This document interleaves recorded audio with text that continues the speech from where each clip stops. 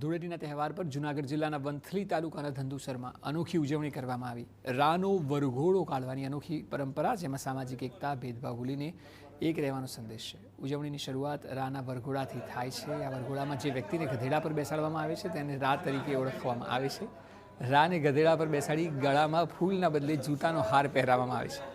પછી આ વરઘોડો સમગ્ર ગામમાં ફરે છે। જે વ્યક્તિની માનતા પૂર્ણ થઈ હોય તે રા બને છે અને ગધેડા પર બેસીને ગામમાં ફરે છે। રા ભલે ગધેડા પર સવાર હોય, પરંતુ શાહી ઠાઠ પણ જોવા મળે છે। રસ્તા પર અબીલ ગુલાલની છોડ સાથે રાનું સ્વાગત કરવામાં આવે છે। ગધેડા પર સવાર વ્યક્તિને લોકો રાજાની જેમ માન આપે છે, નગારા સાથે તેમનું સ્વાગત કરે છે। આ પરંપરા પાછળ માન્યતા છે કે માણસે પોતાના પદ કે પ્રતિષ્ઠાનો અહંકાર છોડીને નમ્ર બનવું જોઈએ અને આજના દિવસે રાજા હોય કે રંક બધા સમાન છે। જે લોકો રાહ થાય એને નાના મોટી માન્યતા હોય પૂરી થાય એટલે એ રાહ થાય।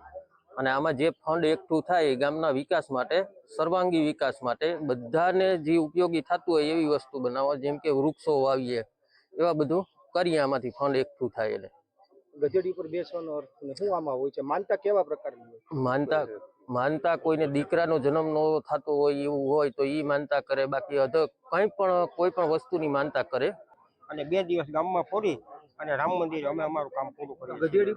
ગધેડી ઉપર બેસવાની પરંપરા વર્ષોથી ચાલી આવે છે કે ગામમાં કોઈ એવા અનિષ્ટ તત્વો પેલા આવતા, એટલે એની જૂની પ્રથા હતી, અંધશ્રદ્ધા દૂર કરવાનું છે। નાના બાળકોને બીવરાવતા પેલા કે બાઘડો આવ્યો, આ અત્યારેથી નાના બાળકોને બતાવી દે એટલે કોઈ બીક રહેતી નથી અને મનમાં કોઈ સંકોચ અનુભવાતો નથી।